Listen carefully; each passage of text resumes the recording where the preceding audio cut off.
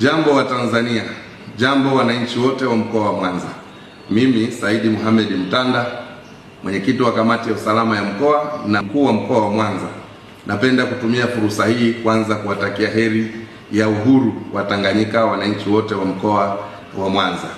Aidha, nitumie fursa hii kuwashukuru sana wananchi wote wa mkoa wa Mwanza kwa kuendelea kuitikia wito wa serikali wa kuwataka kufanya kazi zao kwa amani na utulivu katika siku hii ya 9 Disemba, na wale ambao hawana majukumu mengi ambao hawana dharura kuendelea kusalia nyumbani na kuendelea kufuatilia shughuli mbalimbali kupitia televisheni na njia nyingine. Aidha, muda mfupi uliopita nimeona clip ikiwa inazunguka katika mitandao ya kijamii inayoonyesha kikundi cha wanajeshi wakiwasikiliza wananchi ambao wanatoa hoja mbalimbali.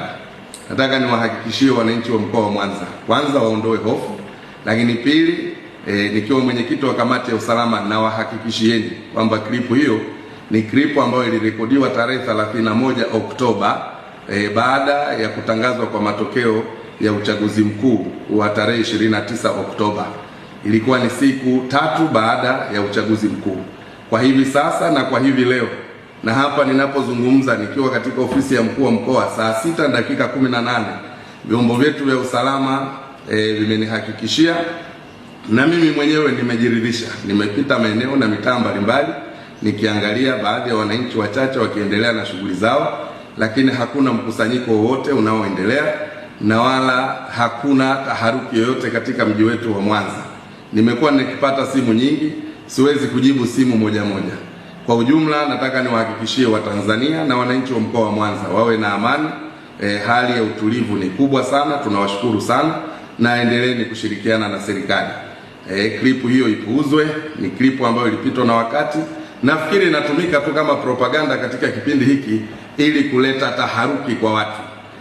Lakini hadi hivi sasa saa 6:19 ninapotoa taarifa hii nikiwa katika ofisi yangu ya mkuu wa mkoa wa Mwanza. Kwa hiyo Watanzania na wana Mwanza, kuweni na amani, endeleeni.